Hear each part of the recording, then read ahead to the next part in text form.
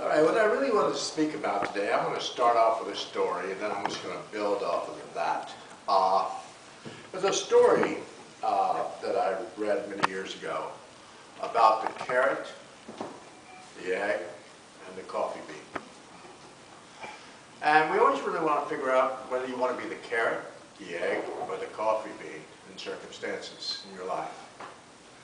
And it was about a girl who went to her mother, and she was very disillusioned with her life. So she talked to her mother, and her mother didn't say a word. She just put 3 pots boiling on the stove and put carrots in one, eggs in the other one, and coffee beans in the other pot.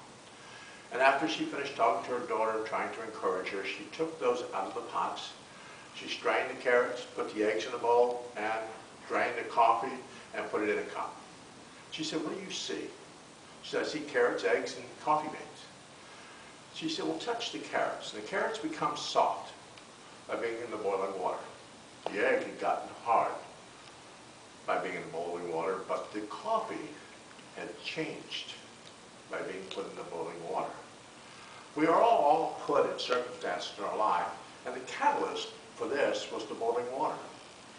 What did you want to become? Carrot, the egg, or the coffee? Do you want to change the situation? Do you really want to be softened and just give up? Or do you want to harden yourself and not really want to look at what's going on around you? As spiritualists, we try to look at all these things. When I first came into spiritualism, watch your thoughts. Think about what you're saying. Watch your thoughts or things. And as we think in our lives, as we propel in our lives, when Don Ruiz, one of his agreements was, be impeccable with your word. Well, impeccable with your word, people think that that is what you're going to say to someone. But impeccable with your word is what you say to yourself. What you're telling yourself every single day. Be impeccable with what you tell yourself. What you encourage yourself to say in your life. For you. Because you must first heal you. You must first be that connection to your higher sense of the vibration around you. If you can't heal yourself or be good to yourself or treat yourself with respect, you cannot propel that out into the universe. If we believe that we are this conglomerate of energy that connects with us through this universe, our energy affects everyone in this place. It's what we propel around us. I always tease my clients that I said, you can't really hide anything. I walk up to doors and shake the locks. Can't really hide anything when you're actually sitting with a medium. You can try to hide it behind a door, but we can kind of shake the locks a little bit. But the question is trying to figure out what you really truly figure out, what you really want in your life. What do you really want to be in your life? Do you want to change the water like the coffee bean? Change it. Change the circumstances in your life that are not good for you. When a doctor tells you you're not healthy, or you don't have this, or you don't have that, you keep telling yourself, I don't have it, or you try to change, regroup, and rebalance, and put the good face on and move forward. And let it be. My mother used to say, don't give it any energy. If you have nothing good to say nothing at all. So, it's when we walk through situations in our life, sure, we're going to attract people that see us as lights, encouragement, blessings to their vibration. But we can't help everyone. We can't bless everyone with our presence. We can't. Because some people we can't get to where they need to be. That's why we have so many teachers, instructors, and people. Sometimes I can't get you there, but somebody else can. And I have to be able to let you be with that individual, let them help you, encourage you on the path. Because we all have somebody to teach something to. And I've learned that as a kid, as a medium. I was working when I was quite young. But the question with this is I always thought, in my little kid, I thought, oh, they are not a good medium. Oh. But Spirit would show me, and either people would come out of that individual's office and sing praises that you could hear all through the whole place. And the person was good for them, was connected to them. They needed that individual to give them that information. So I learned at my young age to not judge what was there, because Spirit has a purpose. They always have a purpose with situations in our lives and things in our lives. That purpose within our lives. And we have to give in sometimes. We have to just let God take care of it, instead of us fighting. I explained that sometimes a lot of us are banging our head at the screen door, trying to push that door open, and we're screaming and hollering through the screen. It's only when we realize that we need to step down, step back, and we notice the door says pull. Never said push in the first place. But we spend a lot of our times fighting a situation when we should just step back, take a breath, and then move forward. If it's not working in your life, it's not connecting in your life, step back, take a breath. Take a breath, and then move forward. We tell people to breathe when they do mediumship, breathe when you meditate. But I always explain to my students that when you breathe, breathe through your third eye as if you're breathing through here. Not through your nose. Breathe as if you're breathing air through here. Open your third eye. Open your sight. Breathe as if you're breathing through your third eye. You're not breathing out anything negative into the world. If you believe you have negative stuff inside of you, then you need to clean on that. You need to work on that. As you breathe in the God Spirit from Spirit around you, you're breathing in Spirit. You're touching the Spirit within you. You. Touching that. And you're breathing out blessings into the world. That's what I believe. I believe we believe about blessings in the world. Why would I breathe out negativity? Yeah, that's not enough negativity in the world. Why would I breathe out more? I breathe out blessings into the world because it's touching the Spirit within me. Because I am all I want to be. And the question here is, when me and Marie, my wife and me, we do a lot of Ho'oponopono. We do the Ho'oponopono prayer, which is, I love you, I'm sorry, please forgive me, and thank you. And it's that clearing, that cleaning, that moving, that rearranging situations within your life. You're trying to clean that. You're trying to work on your conscious thoughts, your conscious thoughts. Then there's the subconscious thoughts, that little voice, that little wolf banging at the moon inside of you, telling you that you're not going to make it, you're not going to do this, you're not going to do that. That's another voice you need to quiet. Then there is the collective consciousness. Your family tree. You guys picked your family tree. I can't help you. You picked them. Sometimes our relatives, we need to roll up the windows, lock the door, wave as we drive by. Sometimes we're born in families, not of families. So you have to try to clean on that, work on that, kind of clear that, because you bring that within your cell growth. There's this working, cleaning, redoing, resetting, always thinking. Spiritualism is work. It's work. If you're thinking this is an easy walk and I'm just going to jump in this and we're going to do the backstroke and it's going to be awesome, you better get ready. Tighten the seatbelt, keep your arms and elbows in the cart because it's work. It's meditating, it's getting in touch with Spirit, it's connecting to the higher self, it's connecting to you, it's connecting to the guides, it's connecting here, it's connecting there. You're always working at trying to make that connection to Spirit stronger, make that connection stronger. And that's through giving time to Spirit, setting a time to speak to them. Because if you don't set a time to speak to them, they might not be there when you sit to speak quiet with them. You have to set a time with them. Be respectful of Spirit. Allow them to know that you want to speak to them.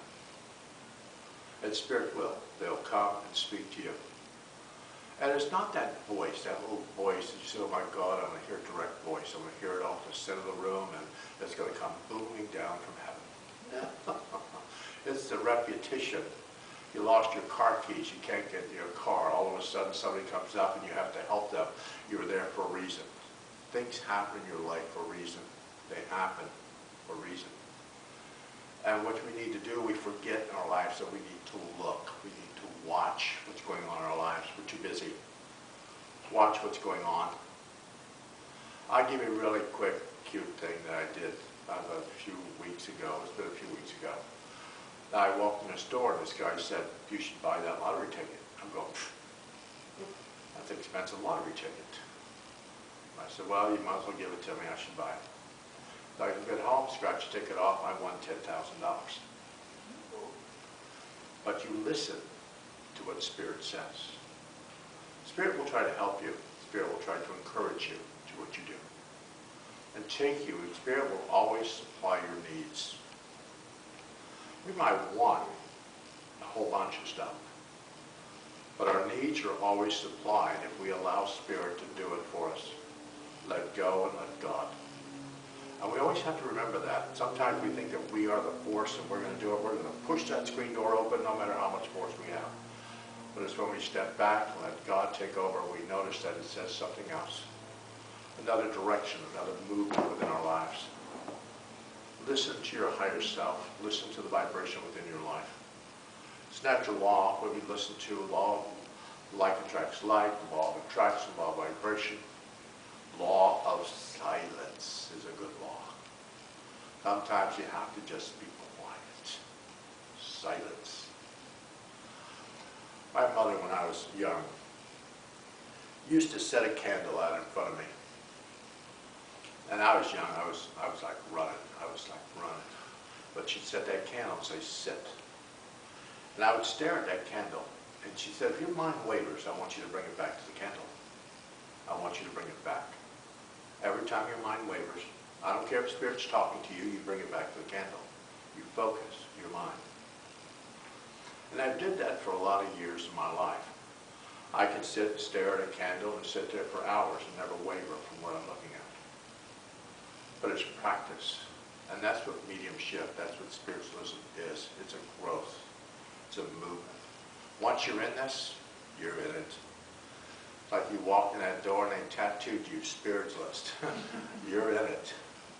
And you're on the walk. You're on that connection for you. And Ruiz says, do your best. Do the best you can for you. Don't believe that you're not doing your best because somebody else is doing more. You're doing what you can do for yourself, for you, how much you can do. And you are affecting the energy around you. You are affecting that. So you always have to listen to yourself, listen to your vibration. Don't blame yourself if you can't do something. Don't beat yourself up. All you're doing is stopping yourself on the path. You're not encouraging yourself to move forward. And that's what you have to, that's what we do in our lives. We beat ourselves up, we beat ourselves down and trying to figure out where we need to go from here. It's the idea of trying to understand Spirit. I wish that they would just jump in this room, come dropping from that ceiling, and start singing hymns and start greeting every one of us. That'd be awesome. But sometimes it's like a scavenger hunt. They drop little things, and you go, okay, there it is. Okay, we got to go here. We got to go here. We got to go get this, and then we finally get it. But it's like a little scavenger hunt most of the time for mediums. They give us a dog, they give us a flower, they give us a tree, they give us this, and we have to make sense of that and try to give you a reading of it. But we have to try to hone the skills stronger to connect to Spirit. And it's through this, getting quiet, focusing your sight, telling yourself you're okay. Every one of you are special.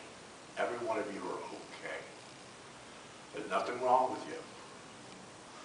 And I've said before, I don't believe in karma. So kind of wipe that word away from you. I believe that we picked our lessons long before we got here. People we meet, people we helped, people we encouraged, people that affected us. We chose them. Chose that. We also chose lessons to help others with. The group consciousness, to help them. There might be things in your life you thought were bad, but they weren't. They were for the group. They were never for you. So let it go. Let it be. You can't affect yesterday. It's only today. So whatever happened behind you, let it be. Wish it well. because you did the best you could. Because I'm telling you, if it had to work out differently, Spirit and God would have moved heaven and earth for you and put you in a different situation. We'd all be living on an island. We'd have more money than we know what to do with. We'd be laying out on the beach and we'd be drinking Mai Tais. That's what we'd be doing. But we are where we are. And the question here is, you are where you are because that's where you personally need to be. And you have to realize that at some point and just wish it well and try to follow the path. Sometimes it feels like a scavenger hunt. Sometimes it just lights up and takes you where you need to be. But allow yourself to realize that you're okay where you are. You're okay. You might have to send some people to other people. Let them help them because you're done. You're done with that energy. Reflect the energy away from you. Negative energy. Do not give it power. Do not give negative energy power. Just let it go away.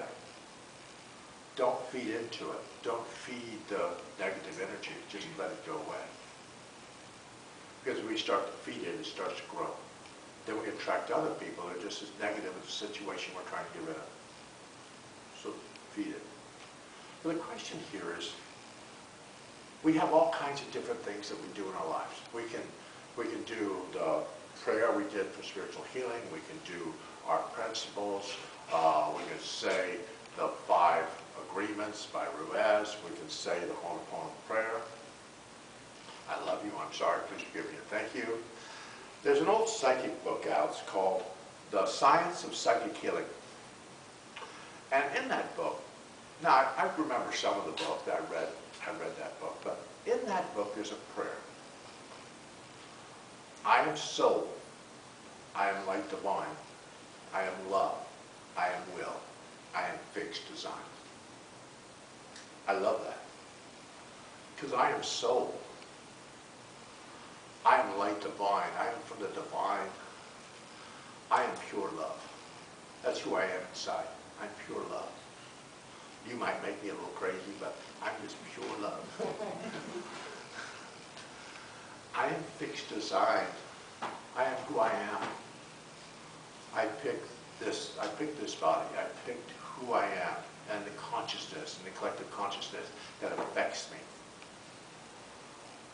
But everything in our lives has a movement, a change, a situation in our life. We have to go with the flow like an ocean. Sometimes it's going to be awesome in our lives. Sometimes we have to pick ourselves up, dust ourselves off, and move forward. Never get discouraged with your life. There's always another door to open up. That's why I love meditations. I love getting in contact with Spirit, because I never know what they're going to show me next. Even when doing my readings, picking up books, doing stuff, I never know what Spirit's going to say. You need to know this. This is awesome for you. And out of that, I can help people. I can encourage them on their path. But there's always this idea of where you want to be in your life. Where do you want to be? What do you see? Everyone here should take time in their life to sit quietly. Get a piece of paper and write down, what do you see in your life? What do you believe that you deserve? What do you believe? You have to get in the same contact with that. Because if you don't believe you deserve it, it'll probably never show up in your life. If you ask for relatives around you for things that you would like to have to help them, well, maybe they have a life lesson with it. You might still be waiting long after you're off this earth plane for it to appear. Ask for you, the perfect health for you, because you're the one that needs to be healthy. Ask for what you need for you first. Tell people life is a lot like a Walmart. That's what it is. When you first enter cycles in your life, go in the front of the store. Get your hair done. Get your nails done. Most Walmarts have a bank in them. Stop the bank at the front of the store. Then whatever junk you got in your life that you want to get rid of, take it to the return window. Get rid of it. Then take your empty cart and head into the store. Why take all the junk with you? There's plenty of stuff. Take care of yourself first. Make sure you're healthy. If you're not healthy, you're not good to yourself or anybody else. Fix yourself. Ask for perfect health or the reason why not. Ask for your guides to show you. And people of events will show up in your life to help you with your health. Because you might be doing something in your life that's disruptive to your health. Ask your guides to show you. You have plenty of guides. You have plenty of them helping you. You handpicked them before you got here. They'll help you. But your higher self is still connected to the spirit world. Now when you make that connection, and you'll know when you make that connection, oh, you'll know. It'll be like you're swimming in an area of spirit. I've been in spiritualism my whole life. I played outside of Camp Edna, out in front of a church, and I was 3 years old.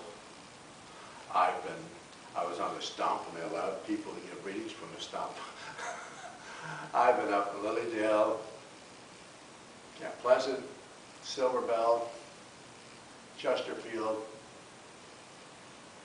I've been quite a few places. And I was raised in this. But I'm a little different than some people because I got raised in it. Even though my grandmother was Catholic, one of my grandmothers were Catholic, and she wanted me to be a priest.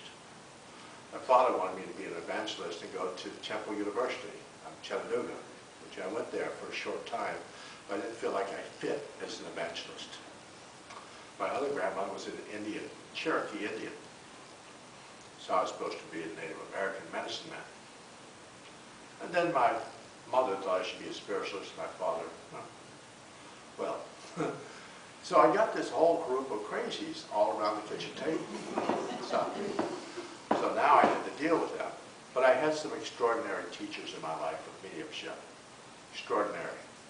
Well, most of them have gone to spirit now, but I had extraordinary teachers in mediumship when I was here, that I've been here. And ask your guides to attract to you the teachers that you need in your life. Every teacher has something to give you. Remember, the worst medium has something to teach you. It might just be teaching you what you shouldn't do from the platform. The worst one. Allow yourself to ask yourself, what do you need to learn from this situation? And what I want to end this with is, in the Ho'oponopono, there's a mourner's prayer that you say to yourself. And your prayer kind of goes like this: Spirit, superconsciousness, please locate the original origin of my feelings and thoughts of, and place whatever you want in there. Thoughts of health, money, relationships, whatever you feel. Take each and every layer, area, aspect of my being to this origin. Analyze it and resolve it, and perfectly with God's truth. Come through all generations of time and eternity, healing every instant and its appendages based on the earth origin. Please do it according to God's will until I am at the present filled with light and truth. God's peace, love, forgiveness of myself for my incorrect perceptions. Forgiveness of every person, place, circumstance, events which contributed to these feelings and thoughts. That is her prayer that you say for, I love you, I'm sorry, please forgive me, and thank you. We have all kinds of different prayers and different things we can do to clear our vibration. It's what works for you. This might work for you. Something else might work for you. There's all types of prayers. There's all types of things that you can do to clear your energy, to quiet the bang of the wolf telling you that you're no good. You are perfect. You are who you are. You are perfect in God's eyes. Remember that. Always.